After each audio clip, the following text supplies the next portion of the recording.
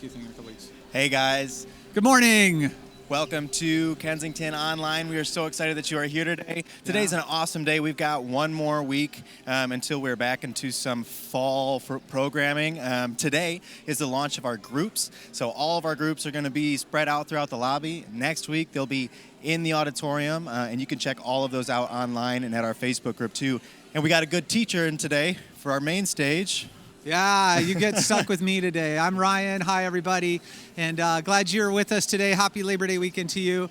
And so talking about the end of Psalm 23 today, 23:6. And surely goodness will follow me all the days of my life, and I will dwell in the house of the Lord forever. So excited to share kind of what God's showing me through that. Just want to let you know, too, as Ian said, groups are kicking off. We've also got a great event coming up 3 weeks from now for our kids and families at Bear Creek Park. Sunday, is it the 25th or the 26th? 25th. The 25th. Yep. After our last service, we're going to go have a big old kind of back-to-school barbecue, even though we've been in school for a little while, but have some fun. So we hope you come hang out with us. Check out more information online about that anytime you're at church, or check our Facebook pages out in the kids area. We hope you joined us. But we're glad you're here. It's going to be a great next hour of your life, and enjoy the service. Enjoy. We'll see you soon.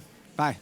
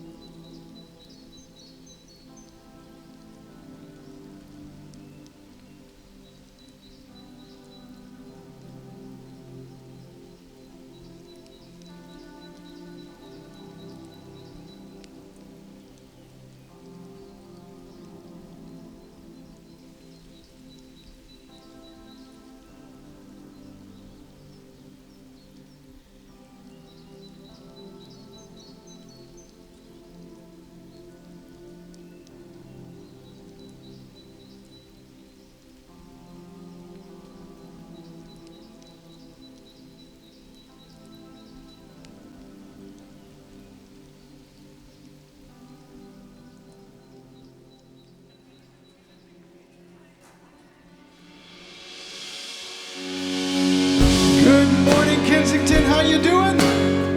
Great, go ahead and stand with us if you would as we enter into worship this morning. If you know it, sing it with me. I'm coming with a heart of worship. I'm bringing in a brand new song. I'm ready to see the unthinkable. I'm ready for a miracle. My heart's praying for a fresh encounter. Souls looking to the living God. I'm ready for a real revival. Holy Spirit, come.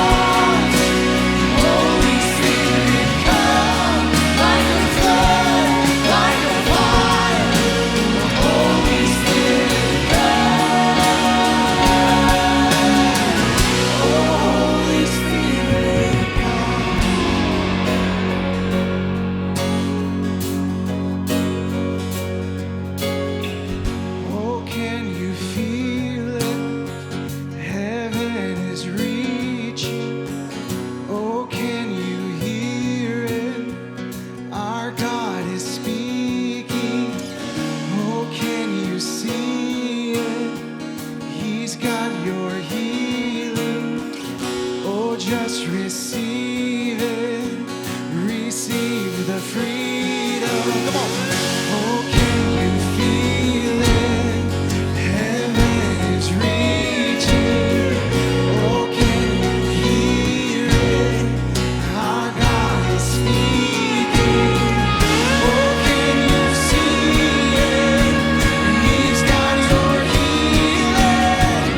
Oh, just receive it. Receive the freedom. Come like a flood, like a fire. Holy Spirit, fall in this place, fill our hearts. Holy Spirit, come like a flood, like a fire. Holy Spirit, come. Oh, Holy Spirit, come.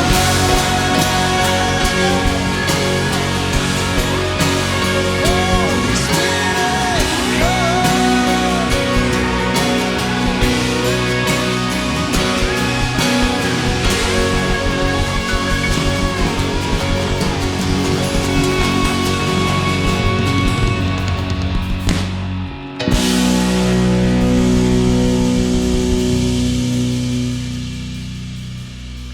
No longer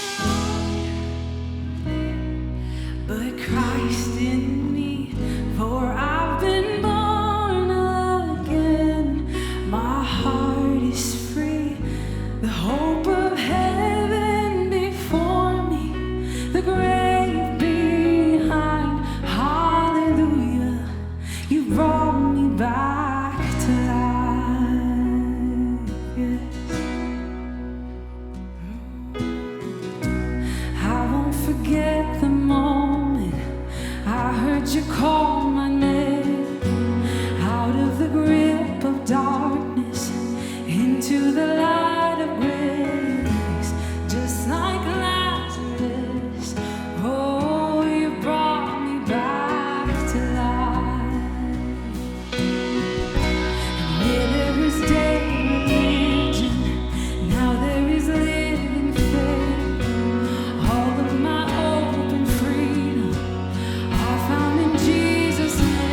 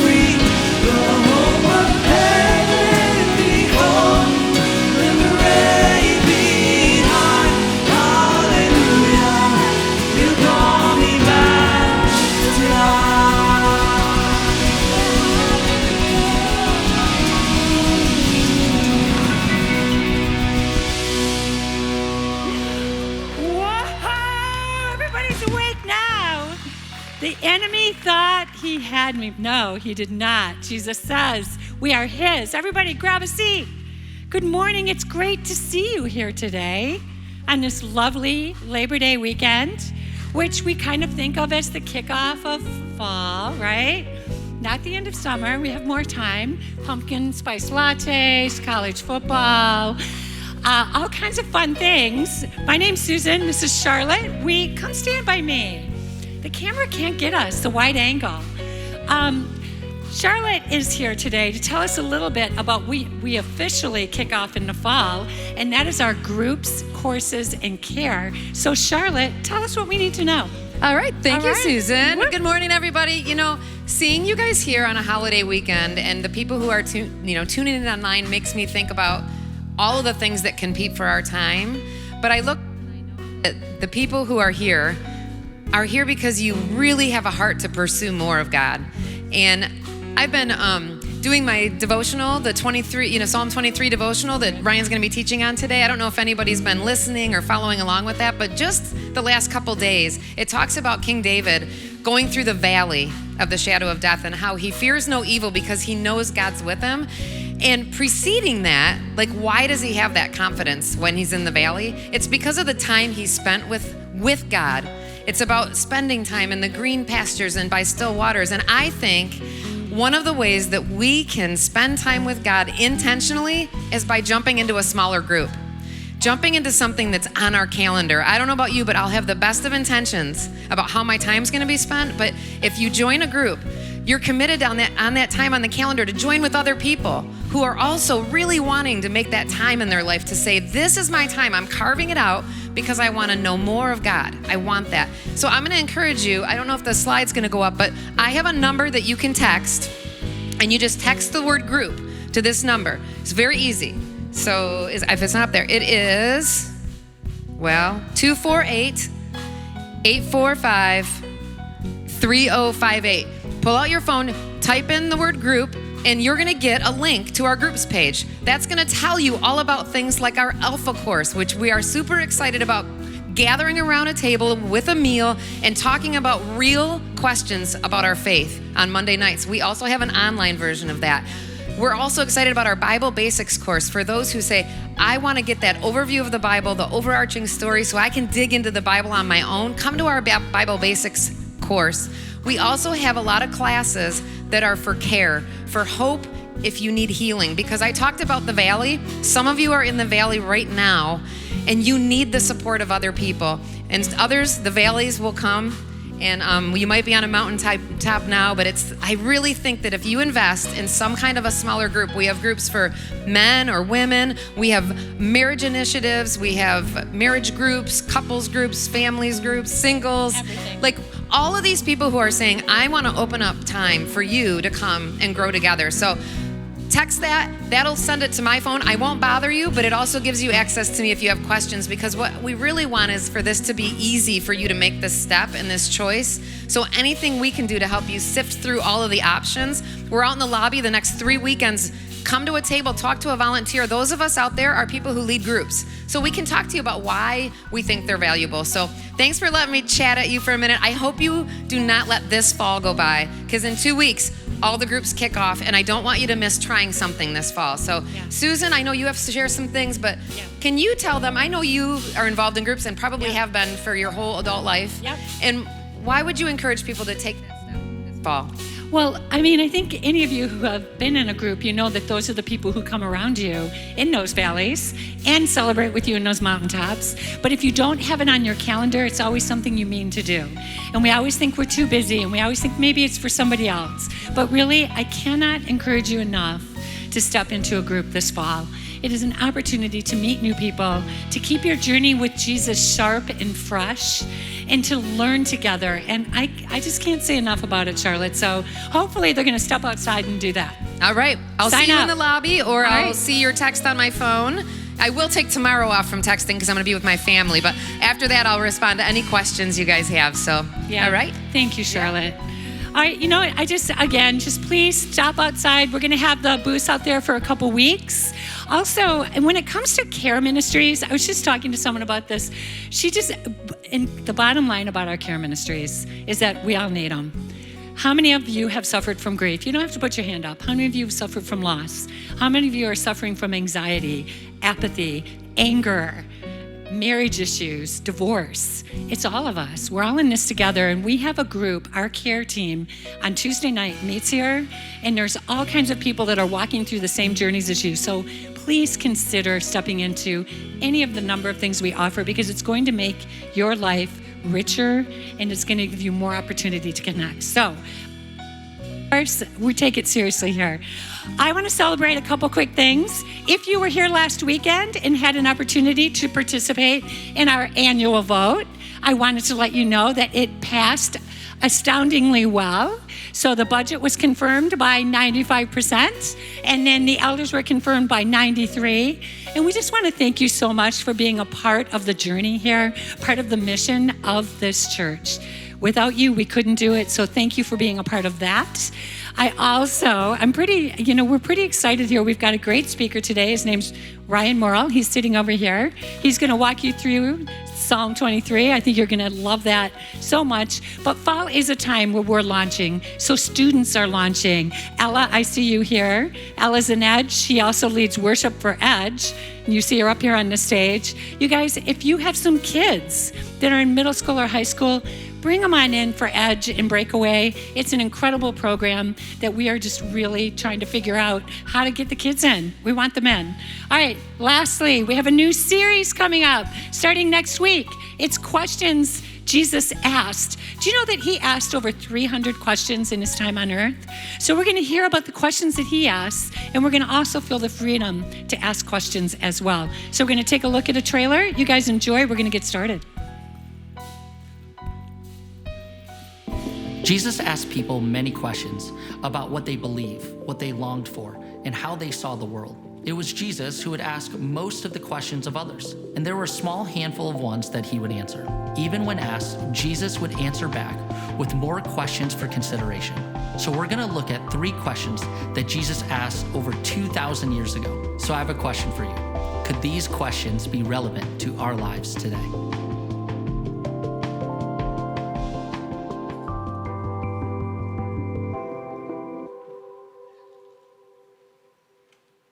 All right. Well, good morning, everyone. As Susan said, my name is Ryan, and part of our Orion staff family here, and excited to be with you on this Labor Day weekend. Today, we conclude this journey through Psalm 23, and it actually was supposed to be a 3-week series.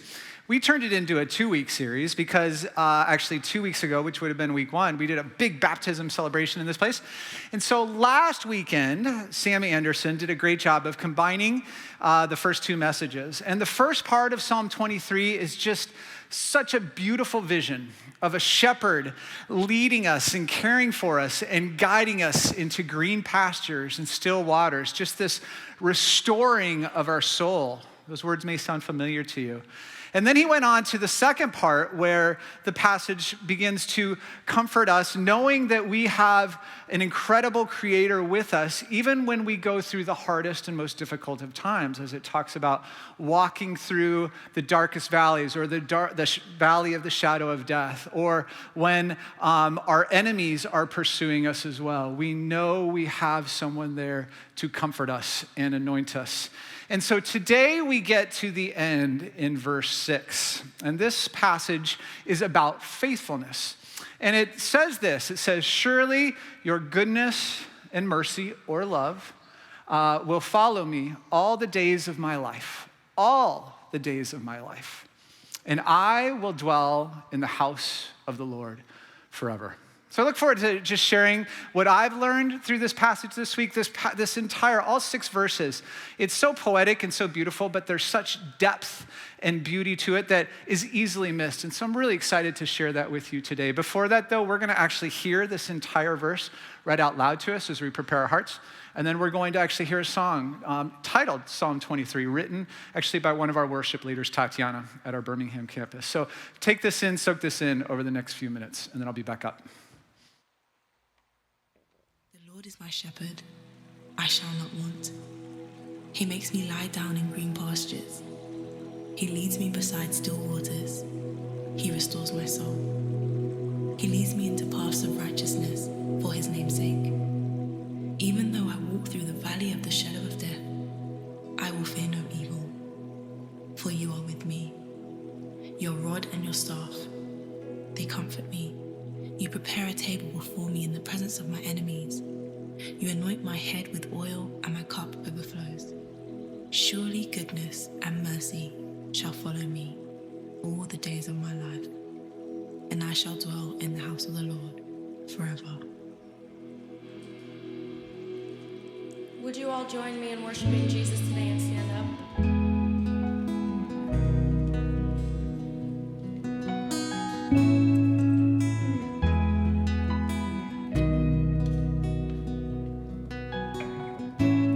God, you are my shepherd.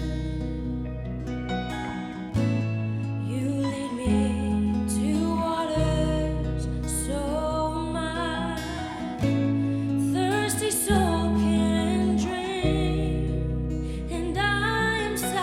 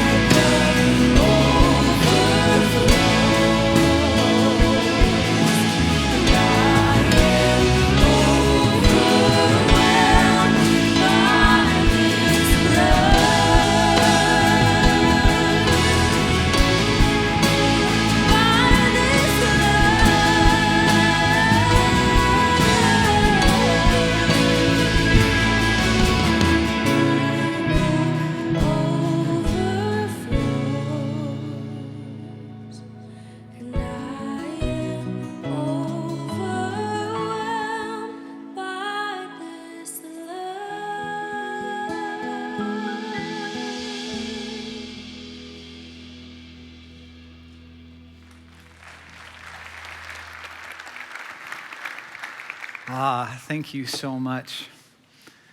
Beautiful preparation for us there. Before I begin, I want to do something for Forget About It. I want to just say thank you to those of you that have been in the journey with us, that have supported so much of what happens here in this building, outside of this building, throughout the whole world, locally as well, with so many different partnerships. We actually had a convocation this last week in this building for the Pontiac teachers, which is just so great, and for the Lake Orion School teachers as well. And so just to those of you that give, thank you, because you're impacting so much in this community. You're also impacting places in countries and in villages and individuals across the world whom you will likely never meet, but you can know that through your support, seeds are being planted and the love of Christ is being shown and also rooted into their hearts as well. So if you came prepared to give today, we have boxes at the back of the auditorium. You can continue to give online if that's how you do it. And thank you so much to those of you that watch online as well and give that way. We're so glad you're with us today. So speaking of forgetting, I want to say this, that it is something that we all do so easily, isn't it?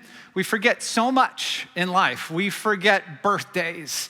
We forget to pay certain bills. We forget to respond to emails, right? We forget some big events. Maybe even some of us have forgotten that there's an anniversary that's out there. Hopefully that hasn't happened to you too often. But forgetting is just part of the nature of being a human being.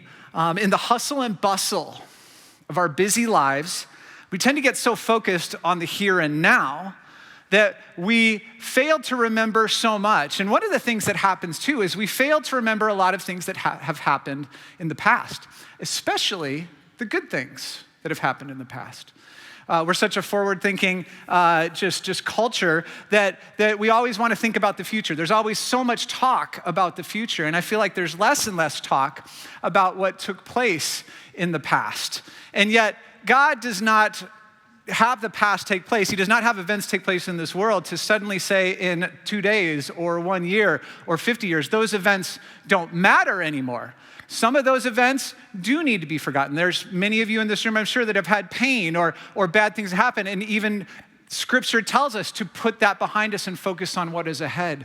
But when God does something, when there is a blessing, when he proves faithful in our life, when there is a miracle, so to speak, from God, those are things we want to remember. Yet, we so easily can forget them. I like to call myself sort of an amateur historian, nothing great there. Studied history in college, and my shelves are just filled with history books. I collect biographies on presidents, and I'm always reading history. I'm reading about Watergate right now. I don't know why I'm reading about Watergate. I am related to Richard Nixon, long distant thing there, but we won't go into that too much today. But one of the things that I've gathered about historians is this. It's that historians have this ability to rise above the fray of today and go back to the events of a certain time or a certain person in time and gather info and offer perspective about that moment or about that person and what shaped them or what shaped that specific instance in history. And this is also what historians are able to do. They're able to diagnose the long-term impact that that moment or that person had on the future. Winston Churchill said this, and I love this quote. It's one of, just because, again, of my love for history. He says, "Those that fail to learn from history are doomed to repeat it." Yet how many people dislike history? Be honest in this room. Many of you, yes, I'm sure, right? Yet there is something to be learned from what comes from it. Now, for the purposes of today, I would tweak a little bit of what Churchill said, just for this room, those that are watching right now. I would say this: those that fail to remember their past and the blessings of the past are doomed to forget the great things that God has done and will do. Again, we're such a forward-thinking world, which is great. I think more and more the value is the past, as I said, doesn't matter. What matters is the future. Great, I get it. Yet, for so many of us in this room and that are watching, the fact that you are here today, the fact that you're in this room, you're checking this out, is a testimony to something amazing that God has done in your life. I'm sure each of us has many tales to tell of near-death experiences, heartbreak, that sent us spiraling, poor choices that nearly ended life and relationships as we know it. But yet God, in his infinite strategy and plan, has intervened. He has rescued us or is rescuing us. He spared us or is sparing us. He has saved us. And he's chosen you and he's chosen me to continue to live and fulfill some sort of calling. Some of those callings are huge that the whole world will know about or thousands of people might know about. And some of those callings, maybe only one other person will know about. They're all important. And he has also called you to be here today and to hear this today. Why is that? Well, the Apostle Paul writes in 1 Corinthians chapter 15, he says this, "But by the grace of God, I am what I am." Or in Popeye speak, I am what I am, right? By the grace of God, I am what I am. Meaning, despite myself, despite my poor decisions, despite my failings, despite my weaknesses, despite all of the issues that I have in my life, God has me here. I am who I am for a purpose. And there's something that he's doing with you in life right now. And yet, even in my failure to remember the past, which I fail to do it as well, I also struggle to remember how God has led me through challenges and let the tyranny of today overrule the blessings of my past. Speaking of past, 10 days ago, we dropped our oldest son, 18 years old, off to college. Northern Michigan University in Marquette, 7.5, 8 hours away. 2 different peninsulas with a very long, scary bridge in between it that we have to drive over, and often closes, I guess, in the winter, which that'll prove interesting later on. So we dropped him off, and I've been preparing for this moment all summer. Everybody's asking me, are you gonna get sad? Are you getting, and I'm like, I'm excited for him. I really am excited for him because I knew what God did with me in those years as I went to college as well. And I'm so optimistic, and he's doing great. He's having a great time the last 10 days, maybe a little too much fun, but that's a whole nother thing too.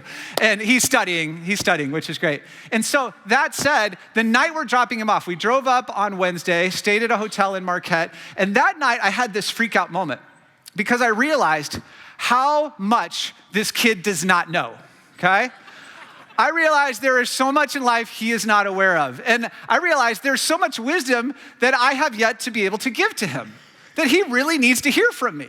And so I went out and I sat down in the lobby and I took a piece of paper just like this and I folded it kind of like in book form. And I just started writing kind of like a letter. I put a verse on the very front of it, just a verse that's been speaking to me. It's from Numbers 6 lately. It's called The Blessing. I encourage you to look that up. It is fantastic. And I put that on there, and then I just came up with these points. And I got to 20 points really quick. I think there could have been 50, but I decided that I wanted him to read this. So stayed at 20. And they were all sorts of things, from just spiritual perspective to my love for him as my son, and just common sense stuff like make your bed. That was just one. Make your bed. It sets up your whole day, right? Another one was, as so many young people look at social media, and I said, don't look at and miss what other people are doing. Like, don't look at what they're doing and think you're missing out on something, because that's something that seems to just work into life every once in a while. I said, and this is a line, I thought this was a really good line. I said, the only life you're missing is what's before you right now. That's what you're missing if you aren't paying attention to it, right? And then another one was, and this is true for him because he's a big adventurous kid, he's outdoors, hikes, does all sorts of stuff. I said, don't do anything stupid, right? Because you can and likely will get hurt from it. And so I gave that to him, and I don't know what he's gonna do with it. I'm sure it'll pop up at some point. But the crazy thing is now that when we get back home the next day, the reality sets in. And my heart starts to grieve that my son's gone. But because of technology and the fact that I'm paying his cell phone bill, I get access to him, right?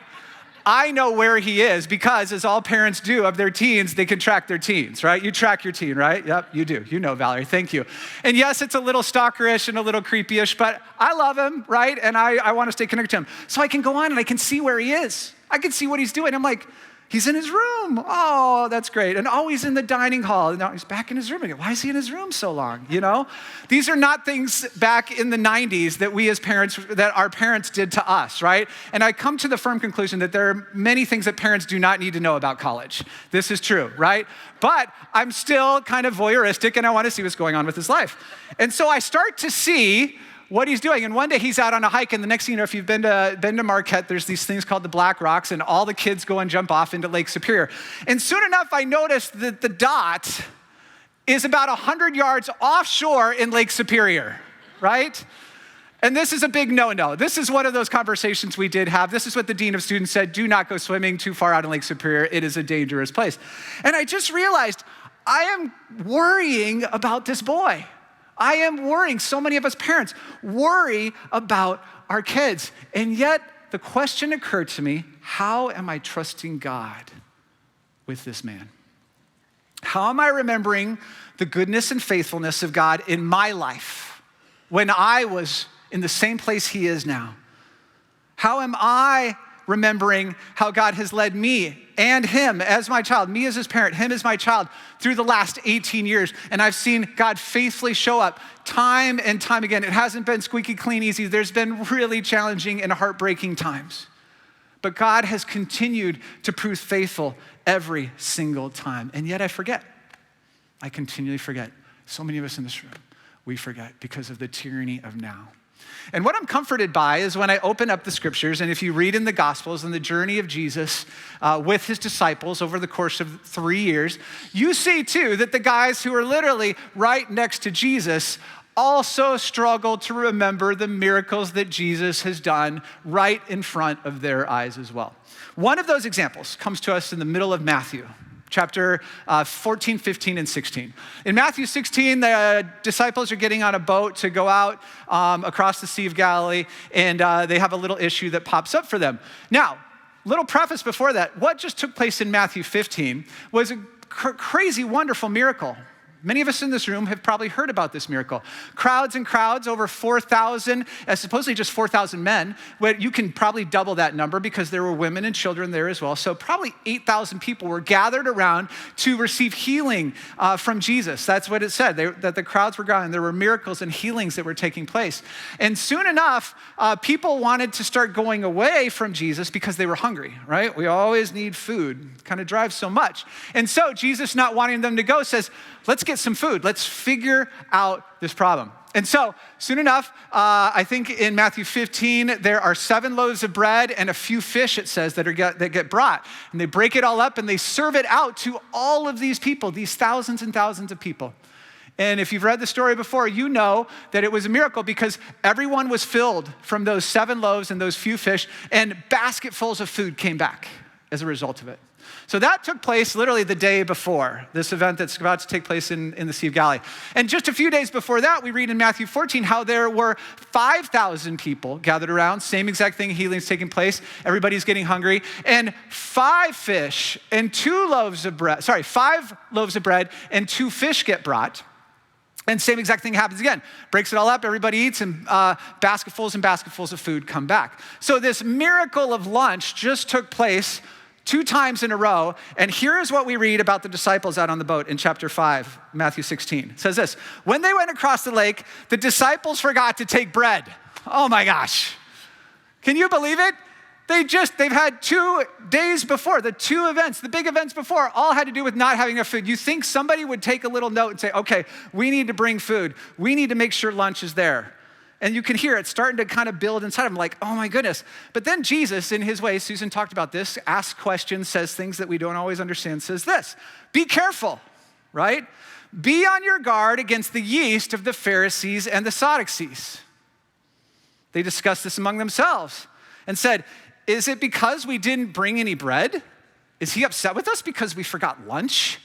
Right? Who forgot lunch? Like, they could see them starting to argue. Like, Peter, that was your job. No, John, you said you had the basket. And they're starting to quarrel amongst themselves.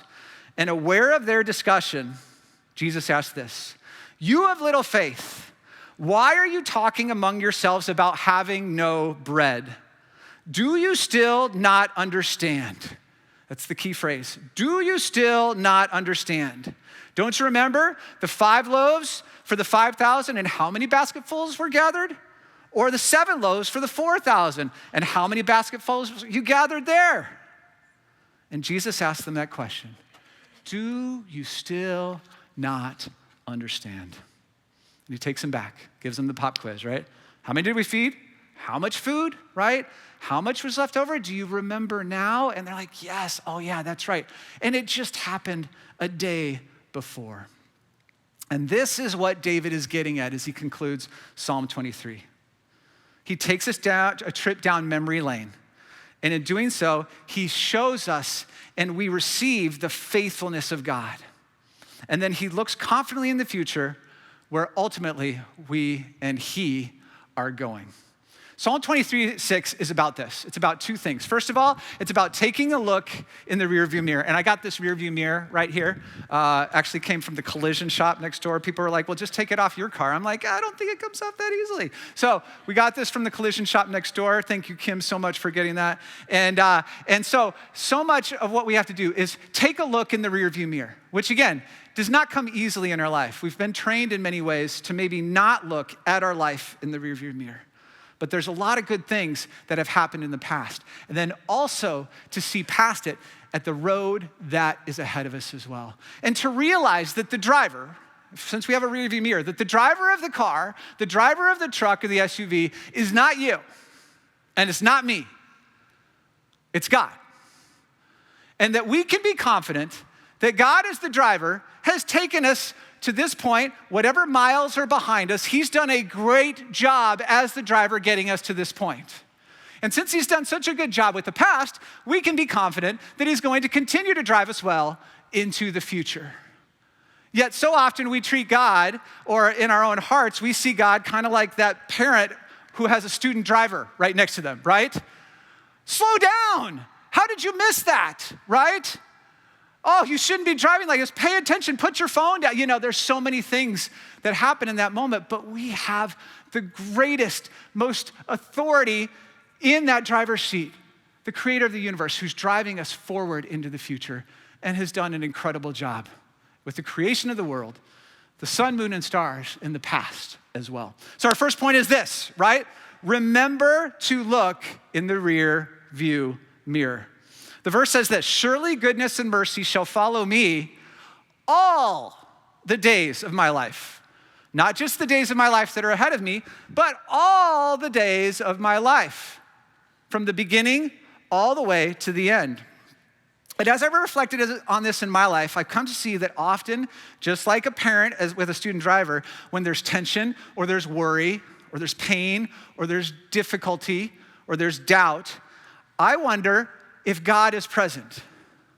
I wonder if whoever's driving really has this under control. And my desire is to take control.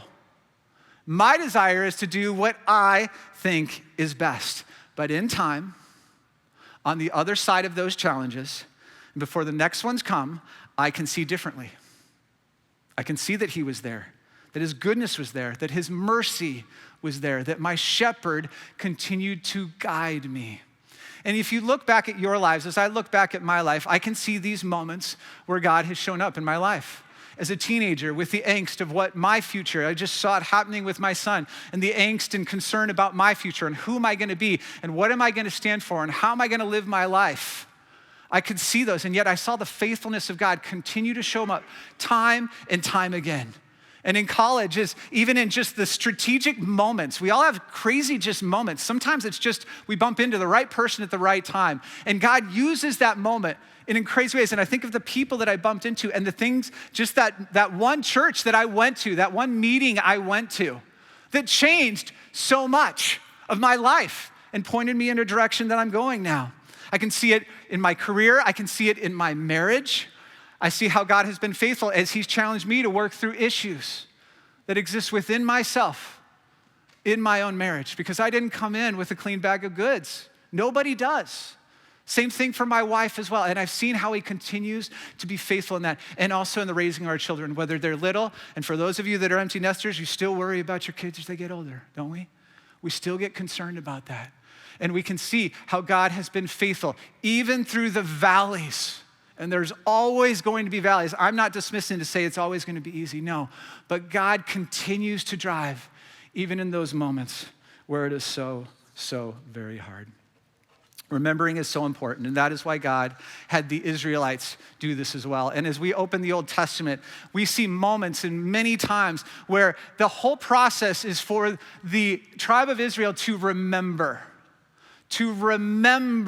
what God has done. One of those takes place as God led the Israelites across the Jordan into the promised land on dry ground. And this is what he told them in Joshua chapter 4. It says this: "Go over before the ark of the Lord, your God, in the middle of the Jordan. Each of you is to take up a stone on his shoulder, according to the number of tribes of the Israelites, to serve as a sign among you.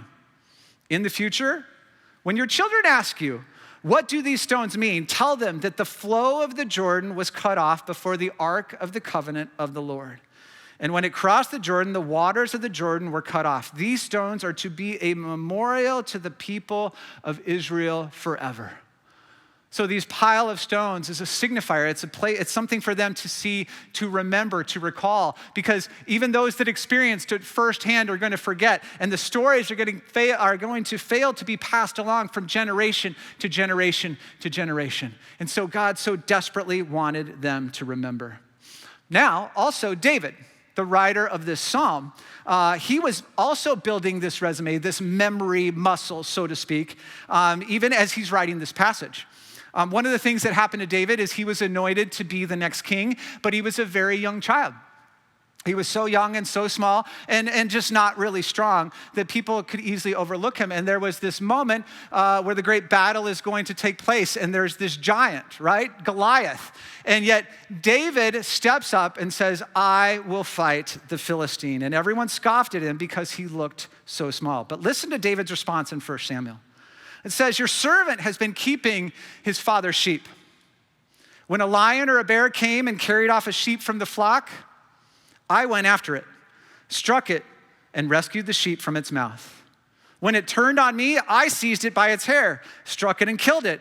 Your servant has killed both the lion and the bear. This uncircumcised Philistine will be like one of them, because he has defied the armies of the living God. The Lord who rescued me from the paw of the lion and the paw of the bear will rescue me from the hand of the Philistine." He had this memory bank that he could pull from. David looked back. He was looking in the rearview mirror. And this is what Jesus did in the boat with the disciples. Holds up the rearview mirror, says, "Don't forget what has taken place." And it's important for us to do the same as well, to build up a resume of what God has done in our life. And I hope at some point, whether it's even here this morning, maybe it's later today, maybe you write it down, maybe you just think about it and dwell upon it.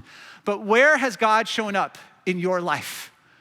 And think about all the years. If you're younger, it could be now. It could be just a few years ago. For those of us that have been around for several decades, we can look all through. And I know there are moments where God has stepped in for you, where God has rescued you, where God has shown you something, where he's been faithful, where he steered your course in a different direction. Because that is what he does. And the simple fact that you are here, that you are watching, you are listening today, means God is steering in some way in your life. How are you building your memory muscle with the faithfulness of God? For me, I have a pretty decent memory. I do. And I can recall certain moments in time where God's faithfulness has shown up. Still remember early December 1990, a moment, an encounter I had with God in a field as I'm questioning so many things about my life, about him, about the direction I'm going. And his faithfulness was shown to me at that exact moment in time. And I've held on to that. It's been one of those kind of resume builders for me. I have it on my faithfulness resume for God, right? Another one, February 1995. I was working with young students at that point, and it was just this crystal clear moment where I realized what I was supposed to do with my life. I've been working with next generation, with teens and with children for my entire career, 30 years now, right?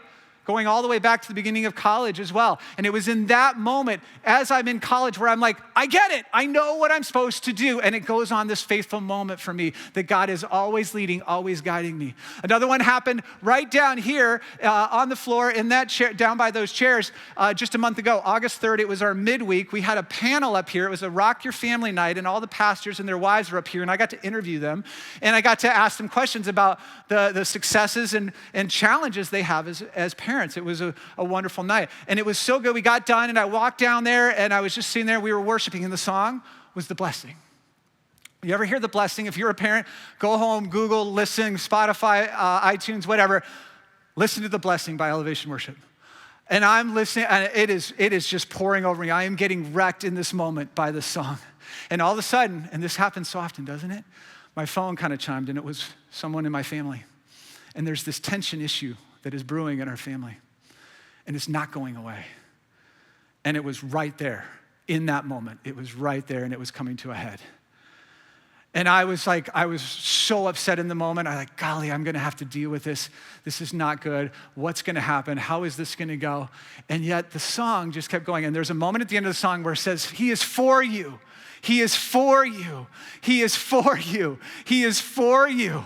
Generation after generation, He is for you. He is for my wife. He is for my kids. He is for my family.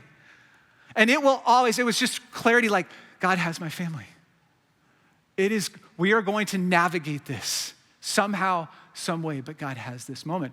It's on my spiritual resume. It's on my faithfulness resume with God. He has been my shepherd always.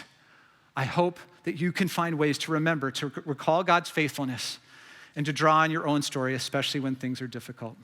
Now, the second thing that we are to do is to remember to look ahead. Because you can't just look in the rearview mirror. That's not a safe thing to do when you're driving. You have to keep your eyes on the road that is ahead of you. And David knew where the story of his life was going. He knew the end game, which was the beginning of forever.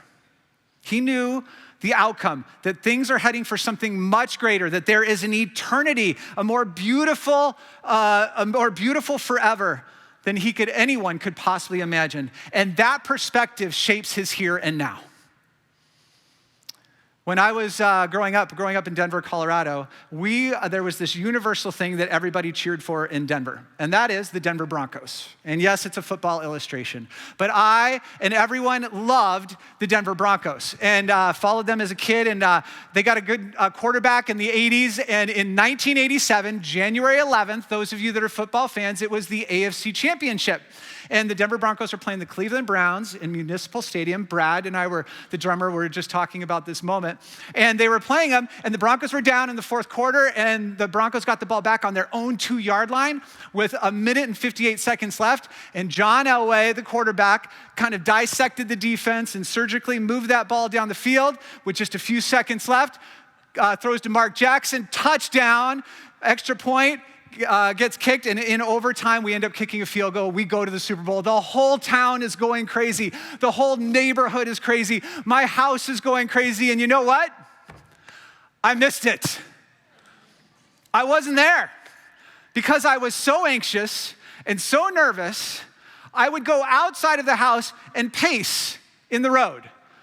I would pace around the neighborhood because I couldn't watch the game. I was so worried that we were going to lose. And the only feedback I had is you could hear the shouts coming from every house in the neighborhood. That's what happened. It doesn't happen much in Detroit these days, right? But you could hear the shouts, and you could feel the roofs come off when we scored that touchdown. It was an amazing, amazing moment. And yet so many of us in life pace and worry and fret and miss the life that is in front of us because we are scared of loss. And in that fear, we miss the joy and the promises that God has for us today and tomorrow. I marvel and celebrate when people who have a cancer diagnosis or a really bad disease diagnosis are able to look it in the face and say, let's go. I marvel at that. I don't know how I would do with that. But I love it when they say, let's go. And I love it when they continue to live their life. It is so inspiring to me. I just watched my mom navigate breast cancer. And yes, there was fear. Yes, there was worry. Yes, there were tough days. But she continued to march, and I respect that. I love that so much when people can trust, you know what, I'm gonna continue because I don't wanna miss the life that is in front of me right now. The Apostle Paul says it so well in 2 Corinthians. He says this, therefore we do not lose heart. Though outwardly we are wasting away, yet inwardly we are being renewed day by day. For our light and momentary troubles are achieving for us an eternal glory that far outweighs them all. So we fix our eyes not on what is seen, but on what is unseen. Since what is seen is temporary, but what is unseen is eternal. I want to close just with a reminder of the promise of Jesus, because the verse closes, and I will dwell in the house of the Lord forever. It's almost like this picture that, again, we're connecting so much of what happened in the old scriptures to the life of Jesus as well. And this is what Jesus said in the book of John, right? As we're talking about promises and we're talking about future, it says this. Jesus says, do not let your hearts be troubled. You believe in God. Believe also in me. My Father's house has many rooms. And if that were not so, would I have told you that I am going there to prepare a place for you? Basically saying, do you think I lied to you? Do I look like a liar? Do I look like someone who has not been telling the truth? And he says, and if I go and prepare a place for you, I will come back and take you to be with me, that you also may be where I am. The cure for a troubled heart is found in resting in the promise of Jesus. Do you, do I believe in the promise of Jesus? Does this perspective shape your reality? Doesn't mean that life isn't hard. It doesn't mean that bad things don't happen. But it frames it in the context that there is something greater in store for us. Life is a battle. It can be so hard. I remember Steve Andrews, who married my wife and I 23 and a half years ago. He stood there, and I couldn't fathom what he was talking about at the time, but he said, there will be days where the two of you are holding on by your fingernails in your marriage. And anyone who's been married for a few weeks or a few months knows what I'm talking about, where you just feel like you are so close to letting this go. And there are days where there's just such hardship and battles in all of life, marriage, children, job, health, world, you name it. And we feel like we are holding on by our fingernails. But we hold on to the promise. We hold on to the fact that there is victory that has already been received for us. I love going back and watching the videotape of that game that day. I love it now, right? It's wonderful. We win. It's awesome every time. And when I open the scriptures, I realize we win every time.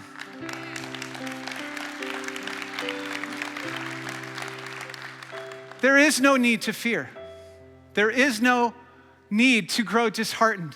There is no need to fret and worry and have anxiety, though those things can so easily creep in. But again, we have a promise of something better, of an eternity with Jesus Christ. And I hope today, each of us in this room can rest on that promise, looking forward to that, knowing that he's been faithful all along.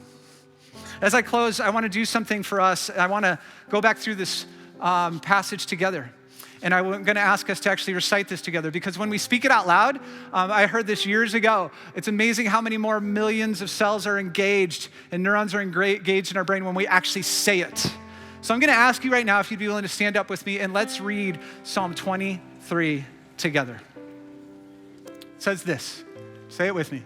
The Lord is my shepherd. I lack nothing. He makes me lie down in green pastures. He leads me beside quiet waters. He refreshes my soul. He guides me along the right paths for his name's sake. And even though I walk through the darkest valley, I will fear no evil, for you are with me. Your rod and your staff, they comfort me. You prepare a table before me in the presence of my enemies. You anoint my head with oil. My cup overflows. Surely your goodness and love will follow me all the days of my life, and I will dwell in the house of the Lord forever. Amen. We're going to close with a song that says, Yesterday. It's called Yesterday, Today, and Forever. He loves you. He believes in you. He has you. And he will take care of you.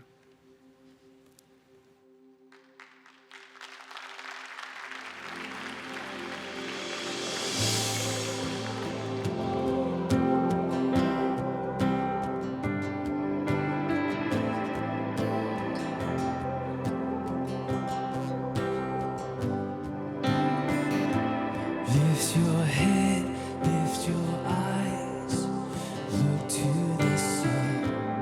In the test, in the trial, His grace is enough. His grace is enough. Oh, my soul, remember who you're singing to. Take heart, hold on. Remember who you're singing to. He's still the Lord Almighty. He's still the King of Kings. He's still the risen Savior, reigning over everything. His name is still the highest. His strength will never fail. His word is everlasting, yesterday, today, and forever. Keep the faith and the flame. Don't give up the fight. In the night, speak His name. His hope is alive.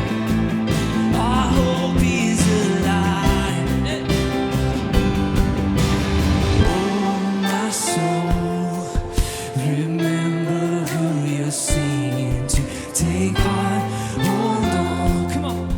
Remember who you're singing to. He's still the Lord Almighty. He's still the King of Kings. He's still the risen Savior, reigning over everything. His name is still the highest. His strength will never fail. His word is everlasting, yesterday, today, and forever. Oh, yesterday, today, and forever.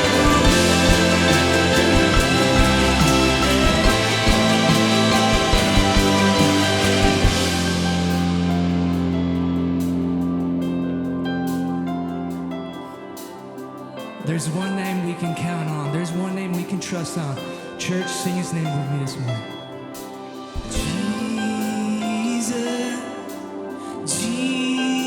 Jesus, the one I can count on, the one thing I'm sure of. Jesus, Jesus, the rock that I stand on. I stake my life on. Jesus, Jesus,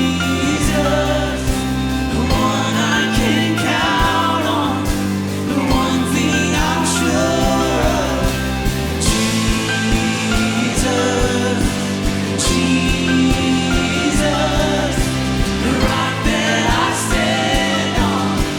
I stake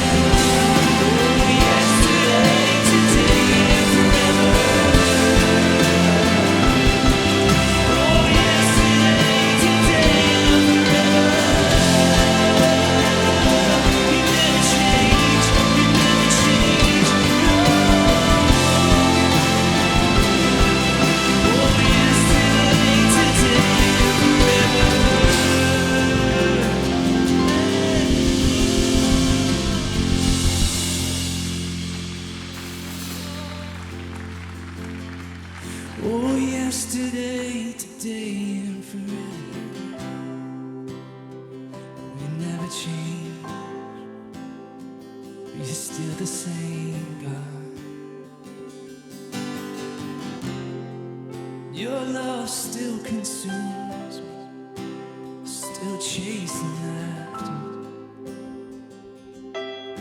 Let's sing these words together. My heart and my soul. My heart and my soul, I give you control. Consume me from the inside out. Oh, let justice and praise become my embrace, to love you from the inside. My heart and my soul, I give you control. Consume me from the inside out. Oh, let justice and grace become my embrace, to love you from the inside out. Yeah.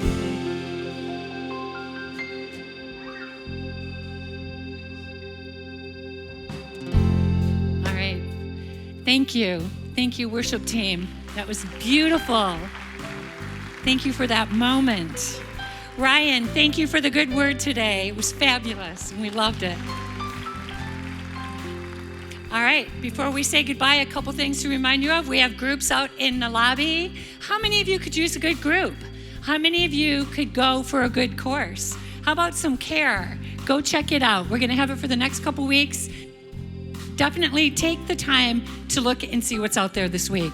Next week, we start that new series, Questions Jesus Asked. And we also have a prayer team that's going to come up front. So please, if you're in need of prayer, come see us. We'd love to pray with you.